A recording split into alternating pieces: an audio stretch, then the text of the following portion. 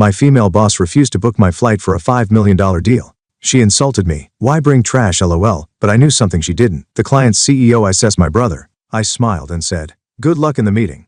It's a $5 million deal today. Do you think I should carry the trash?" Jade's remarks left me speechless. On the other end of the phone, I could hear her giggling with delight. It was unable to get through to her after the call finished, and the phone was switched off. She had this plan from the start, but Jade is unaware that my brother is the CEO of the client company. I called my brother and added myself to the standby list for the upcoming flight. I've put up with her small-time harassment up until now, but I'm at my breaking point. Jade needs to confront reality. I'm Mary Walters and I work for a trade company in the sales division. My sales proposals are highly appreciated, and I consistently achieve the highest sales performance because of my positive outlook, strong interpersonal skills, and in-depth product knowledge. Even within the organization, I've received recognition and am frequently referred to as the ace of the sales department. Naturally, though, things weren't always easy from the start. I made a lot of blunders when I first started working for the company straight after high school. Insufficient product expertise occasionally resulted in unhappy clients and unsuccessful negotiations. In retrospect, I used to detest studying and tried to land contracts by using only tactful conversation. I didn't want to continue my education after high school, so I immediately entered the workforce. I was often compared to my intelligent brother when I was a kid. I could never match his grades no matter how hard I studied. I thought my folks were subtly evaluating my performance whenever they gave him praise. I studied every day, had tutors, and even went to cram school, so I had no time for play. Nevertheless, I received a score below 600 on the set I took for college. My brother, on the other hand, received a score of almost 1,600 and was accepted to a university with greater requirements. Despite my best efforts, I was unable to outperform my brother. I was unable to live up to my parents' expectations. I started to detest studying after realizing that despite my best efforts, I would never be able to meet their expectations. I had lost interest in studying. I did not wish to experience any more misery. I was so determined that I chose to start working right out of high school instead of going to college. At the time, I believed that I wouldn't need to study if I stopped going to school, but in practice, assimilating into society required ongoing education. I used to detest it, but one day, I offered a customer a product that was better suited to their needs than what they had planned to purchase, and it completely transformed my life. I was ecstatic to see the customer grin and express his gratitude for listening to my suggestions. I could help someone by studying. Because of me, some people would grin. For the first time, I realized how much I enjoy learning because of that fact. I started studying product knowledge more than anyone else after that. My present sales performance is the outcome of all that effort.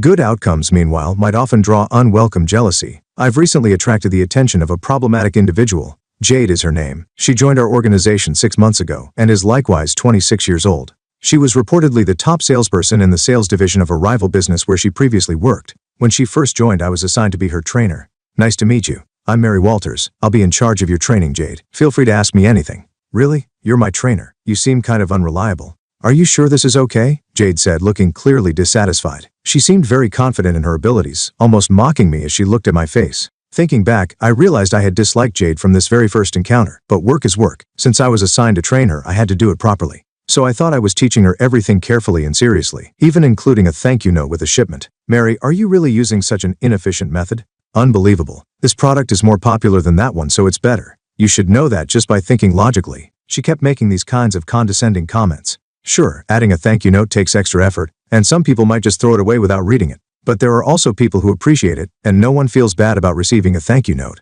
So, I believe it's worth the effort to express gratitude for choosing our product and buying from me. As for the products, it's more important to consider what the customer wants than what's popular. For example, if a customer wants fruit rich in vitamin C, suggesting a sugary sweet just because it's popular is unlikely to lead to a sale. At worst, it might even anger the customer. Even if it doesn't go that far, suggesting acerola products which have much more vitamin C than lemons might be more satisfying than just recommending lemons because they are commonly associated with vitamin C. Engaging with customers to understand their needs and adjusting my recommendations based on their reactions is my style. Popular items are well received by many, but they might not be the best for the customer in front of me. Keeping that in mind when dealing with customers is my approach. Sure, it might be inefficient, but I didn't think it was so bad that it deserved to be laughed at from a superior position. Even if I believed I wasn't wrong, being laughed at and criticized for everything I taught was still hurtful. A month after I started training Jade, the sales results were announced as usual. I was the top performer for that month. Everyone clapped and praised me except for Jade. She glared at me with jealousy and bit her lip in frustration. From that day on, Jade's behavior towards me worsened. When I tried to teach her product knowledge, she'd mock me, saying, "You're such a nerd for remembering all that detail." She even started spreading rumors that I was using my looks to get sales. Fortunately, no one believed her, but the clear malice was shocking. Had I done something to make her hate me? But Jade's training period was only a month. After that, she would be on her own and wouldn't bother me anymore. At least, that's what I thought. but I soon realized I was wrong. Her harassment didn't stop after the training period. At first it was minor things. My pen would disappear, or the sticky notes on my computer monitor would be gone. I thought I had just misplaced them, or they had blown away. But when I saw that all my schedules on the company's Shar app had been deleted, I knew it wasn't just my imagination. Other things happened too. Documents I saved in the shared folder disappeared. Faxes and mail addressed to me ended up in the shredder bin before I could read them, and calls with customers were abruptly cut off. I had been clueless about who was responsible all alone, but when the phone hung up, the culprit was finally revealed. It was Jade. It was by chance that I found out when the call with the customer suddenly got cut off. I panicked and looked around frantically. There was Jade with a smug grin on her face, holding the unplugged foam cord. Of course, something like this would interfere with work. If a call gets abruptly cut off, it would also inconvenience the customer. I asked Jade to stop harassing me, but she didn't listen at all. Do you have any proof?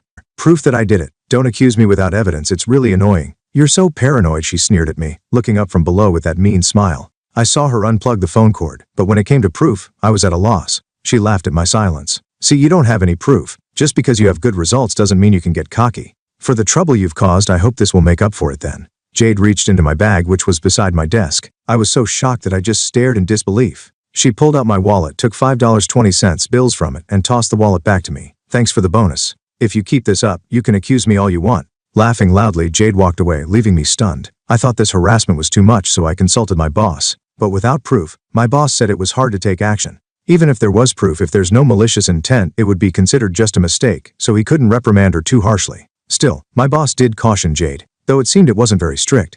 As a result, Jade resented me even more. From then on, she harassed me almost daily. No matter how many times I registered my schedule, it would be deleted, and documents I created would disappear from the shared folder. Redoing schedules and recreating documents took extra time, slowing down my work. To catch up, I had to work more overtime. Since Jade started, my overtime hours had more than doubled. To avoid issues with phone calls, I told customers to email for non-urgent matters and to call me for urgent or important issues, citing problems with the office phone line.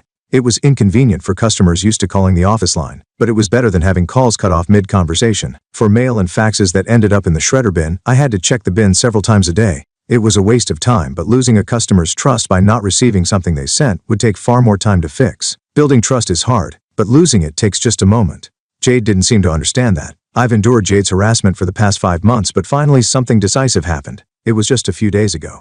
I was chosen as the main contact for a major corporation that inquired about our products. This company is one of the leading medical device manufacturers in the country with a top market share in the industry. If we secured a contract, it would be worth $1 million. Not only would I achieve this quarter's sales target, but it's also certain I'll be on the promotion track. Since it's such a big account, I'll have support as well. I was planning to choose a colleague I get along with, but Jade volunteered. Her extreme enthusiasm and self-promotion convinced my boss to assign her as my support. I didn't think I could work well with Jade, but it's work. I thought we'd both act professionally and manage to cooperate, at least on the surface. However, she didn't provide any support. Instead, she sent materials for her preferred products to the client without my permission. A close colleague discreetly informed me, so luckily it didn't become a significant issue. I quickly called the contact person, casually mentioning that I had sent some materials for products they might be interested in. I briefly explained the differences between the product Jade sent and the one they inquired about.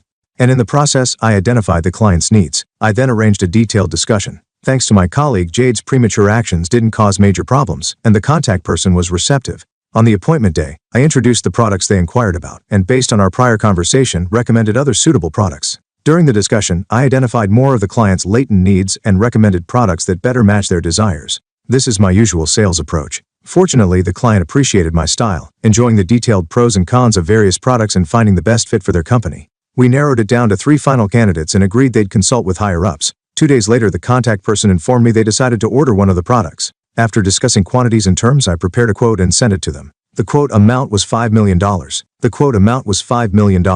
Jade was wide-eyed when she heard the news. Wow, that's a huge deal. I guess they went with the product I sent the materials for, right? Let me see the quote. She smirked and snatched away the estimate I had created, her smile freezing as she read it.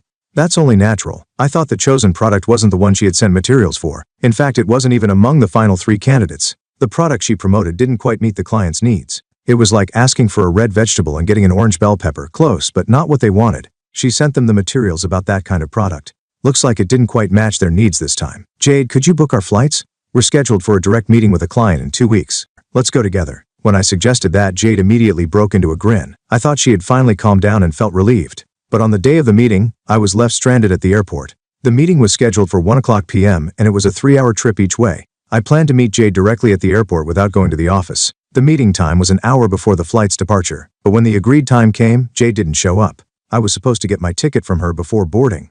10 minutes passed, then 15. I tried calling her several times, but Jade didn't answer. I started to worry if something had happened to her. As concerned as I was about Jade, I was also worried about missing the flight. I headed to the counter, explained the situation, and asked if I could still board. That's when I discovered a shocking fact: my ticket hadn't been reserved. Only Jade's was. With a pale face, I called Jade again. After several rings, she picked up. "Sorry, I was busy with the boarding process and couldn't answer," Jade said nonchalantly. I confronted her immediately. "Jade, they said there's no reservation under my name for this flight. What's going on?" In my panic and anger, I couldn't help but raise my voice, but Jade just laughed, clearly enjoying herself. "Today is a $5 million deal. Should I bring the trash along?" Her words made my mind go blank. I could hear her gleeful laughter on the other end of the line. Then the call ended, and she turned off her phone, making it impossible to reach her. She had planned this from the start, but there's something Jade doesn't know. The CEO of the client company is my brother. I put myself on the standby list for the next flight and called my brother Kyle. I had tolerated Jade's petty harassment until now, but I couldn't take it anymore.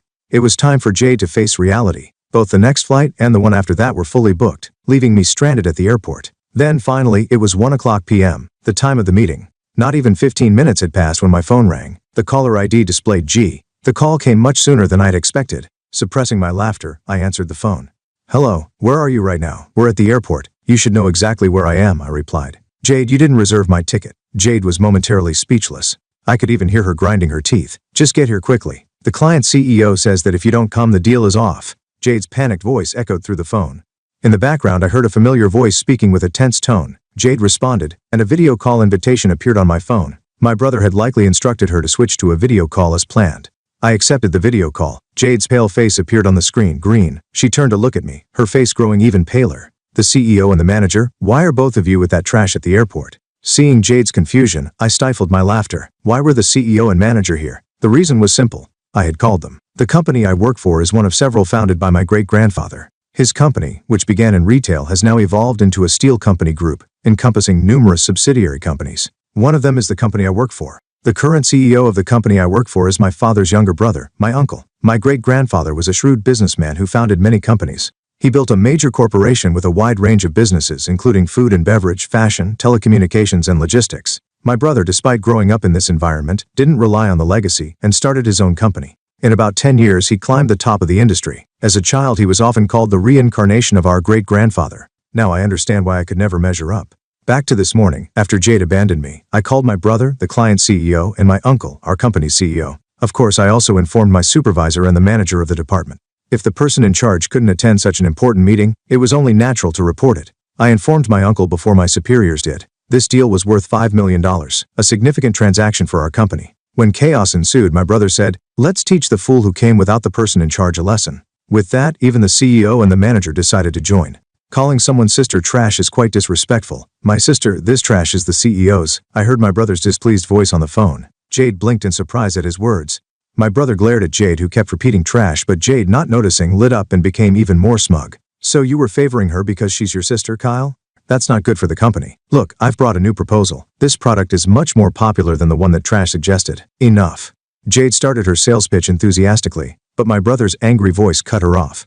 "I heard that after making an inquiry, our staff received a brochure for a product that didn't meet our needs. You sent it, didn't you?" Our staff was puzzled, thinking the person in charge wouldn't send such a thing, and now I understand why. "What? There is no way it didn't meet your needs. This product is really popular. So what? No matter how popular it is, if it's not what we need, it's useless." My sister, the person in charge, patiently worked with us, genuinely understanding our problems and finding solutions that suited us. She clearly explained both the advantages and disadvantages of the products. "We decided to do business with your company because we believed we could have an honest relationship with her. If you plan to replace her with someone like you, who only sees things superficially and pushes popular items without understanding the client, we will cancel this deal." Hearing my brother's angry voice, my heart swelled with emotion. I never imagined he thought so highly of my work. Knowing my brother's true feelings warmed my heart. "I deeply apologize. It's my responsibility for not supervising my subordinate properly. Our company has no intention of replacing the person in charge. We sincerely apologize for taking your time today. Could we possibly reschedule? We will ensure that Mary will be there." Hearing my brother's anger, the manager and company kept apologizing. Jade stood there, stunned and pale, not expecting this outcome. My brother then said he would let it go for the sake of the manager and company, finally resolving the situation with both sides relieved. Jade returned to the office immediately. Just before hanging up, the manager's angry voice echoed. I could faintly hear Jade's gasp. Jade, who was ordered to return immediately, came back to the office after business hours. She entered the sales floor where the Southeast manager and I were waiting. Jade looked exhausted. Her face was a mess, but I didn't feel sorry for her. It was her own doing. What is the meaning of this? As soon as Jade returned, the manager angrily confronted her. He looked ready to grab her. Sir, I was set up. Please believe me. Jade, with tears in her eyes, clung to the manager instead. She pressed her chest against his arm and looked up at him pleadingly. How? The manager, not entirely displeased, asked. Jade lowered her face sadly but gave me a wicked smile. It seemed she was plotting something again. The truth is, Mary ordered me to go alone today. I told her she was the person in charge, but she said I was being impertinent for not obeying her. Even though I'm a new hire, she threatened to harass me until I quit if I refused. Is that true? The manager looked back and forth between Jade, who was tearfully pleading, and me. Of course not. What she said isn't true. I firmly denied it. That's not true. In fact, I've been the one getting harassed by Jade. You're just making things up. You don't have any proof. Jade repeated the same words she used before, smirking smugly. She probably thought she had me cornered. I smiled sweetly at Jade, who was grinning wickedly. I do have proof. Jade's voice sounded foolish as she reacted to my words. Ignoring her, I pulled out my phone from my pocket. I opened the latest audio file. It was a recording of my conversation with Jade at the airport this morning. The exchange between Jade and me played from my phone. When it reached the part where Jade said, "Today is a $5 million deal. Should I bring the trash along?" The manager's eyebrows shot up. So it was you, Jade. You're the cause. I never said that. It's fabricated. Oh really? Then is this also fabricated? I continued playing more audio files, each one containing rude remarks Jade had made to me. Both the manager and the company frowned in displeasure. And that's not all, Jade. You've deleted documents I saved in the shared folder, erased schedules I registered in the department app, and done various other harassments, haven't you? I didn't stop lying. You don't have any proof. Show me if you do. Jade kept demanding proof, unaware that she was tightening her own noose. Don't you know our company's computers require connecting to the internal network to access shared folders and apps? Of course I know that. I'm not stupid like you. Well, that's to track who accessed what, when, and where. So if we check, it'll be clear that you deleted my documents and schedules. What? No one told me that. Dave visibly panicked at my words. Her sudden pale complexion made it clear she was guilty. What have you done? Forgetting to cover his tracks, the manager shouted angrily. Fear and panic appeared on Jade's face. Oh no, I didn't do anything. Jade continued to claim her innocence. The company was the one who ended the seemingly endless cycle. That's enough. We will conduct a thorough internal investigation on this matter. That's not true. I didn't do anything. Please believe me, sir. If you did nothing wrong, then you have nothing to worry about. In fact, this should prove your innocence. Jade fell silent at the CEO's words. If they investigated, it would be clear she had been harassing me. She wanted to convince the company by any means necessary. But when I say we will investigate, we will. This is final. Jade, you are on suspension until the investigation is complete. Do not come to the office. No way. Jade turned pale at the CEO's words. For someone who took pride in her competence and career, this suspension was a severe blow. She tried to sway the Southeast with smooth talk and even clung to him, but the company didn't change its mind. The next day, despite being ordered to stay home, Jade showed up at the office. However, the supervisor, having been informed by the manager, ordered her to go back home. When the manager arrived and saw Jade, he was furious. He told her that if she didn't stay home, she would be fired, and she left in tears. After that, things were peaceful. It felt like it did before Jade joined, and my work progressed smoothly. I thought the day would end without any more issues, but it didn't go that way. In the evening, the CEO, with a serious expression, summoned me to his office. Wondering what had happened, I went to the CEO's office. The manager was also there, looking grim as he stared at the computer screen. The CEO gestured for me to look at the monitor. I was shocked. The screen showed a meeting app with my brother and Jade on the other end. Mary, she says you sent her to see me. Is that true? What? Why would I send Jade to see you? I had no idea what was going on and was completely confused. My confusion must have shown on my face and in my voice as my brother sighed deeply and began to explain. The explanation was headache-inducing. After being sent home this morning, Jade must have realized she was in serious trouble, so she headed straight to the airport. She thought that if she could secure the contract with my brother's company, she would get off the hook. She bypassed the contact person at my brother's company and directly requested a meeting with him. Hearing the company name and that a woman was there to see him, my brother assumed it was me coming to apologize and had her shown to his office. Being led into the CEO's office made Jade think she had a chance. She enthusiastically pitched her product to my brother despite it being rejected the previous day for not meeting the company's needs. Then, as if that wasn't bad enough, when my brother tried to dismiss her saying there was nothing more to discuss, she clung to his arm, completely misunderstanding the situation. She pressed her chest against him. Jade tried to force the contract. That act finally made my brother furious, and he demanded, "Are you mocking me?" He called the CEO to complain. Of course, the CEO couldn't believe that Jade, who had been put on leave, was at my brother's company the very next day. After switching to a video call through a meeting app and confirming that Jade was indeed there, the CEO was enraged. He called in the manager to ask what was going on, but the manager also couldn't understand how the subordinate he sent home that morning ended up at my brother's company. Under intense questioning from 3 people, Jade, caught off guard, lied that I had ordered her to use her charm to secure the contract. I let out a big sigh. Why did Jade hate me so much? I couldn't think of a reason, but I needed to make my innocence clear. I understand the situation. Those claims are not true.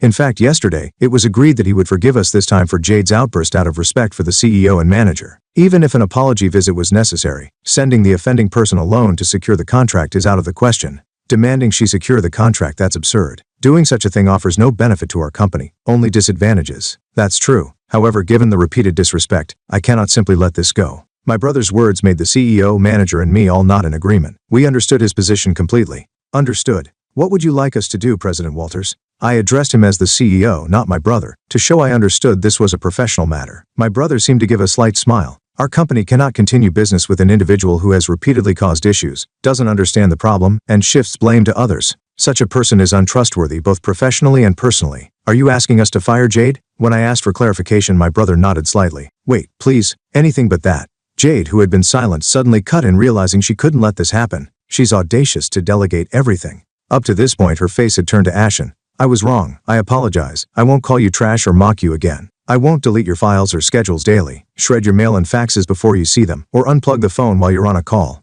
Please help me. You too, brother, right? Ask him to forgive me for your family's sake. That's selfish. Please continue. Why did she think I would help her after everything she had done? I felt only disdain, not sympathy. So I responded clearly, no. Even if I convinced him, it wouldn't matter. My brother doesn't have the authority to decide staffing here. The CEO, my uncle, did hold that authority. So perhaps the family plea might work, but I chose not to mention that. On the screen, Jade crumpled to the floor. Seeing her face full of despair gave me a small sense of satisfaction. Jade was picked up by the manager that same day. The CEO decided that she might cause more trouble if left alone. Even after being told to go home the next day, Jade was terminated immediately, even before her probation period ended. It didn't end there. She was also sued for substantial damages by the company. Her harassment caused work disruptions and ruined deals. The contract with my brother's company would now be challenging to secure under the initial terms. Our company would have to make concessions on price and conditions to make up for the trouble. Even the travel expenses Jade incurred to visit my brother's company would be billed to her. Moreover, the CEO was so furious that he intended to ensure Jade wouldn't be hired by any affiliated companies.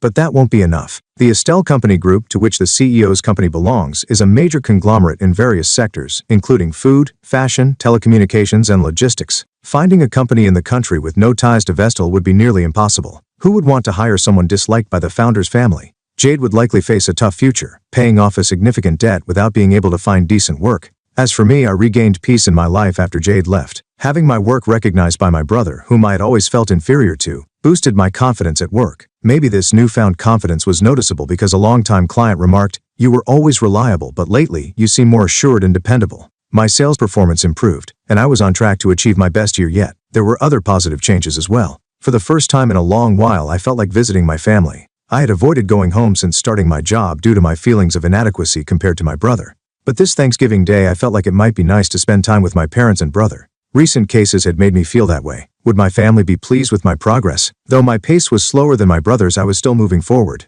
With a mix of excitement and anxiety, I looked forward to the approaching Thanksgiving Day holiday.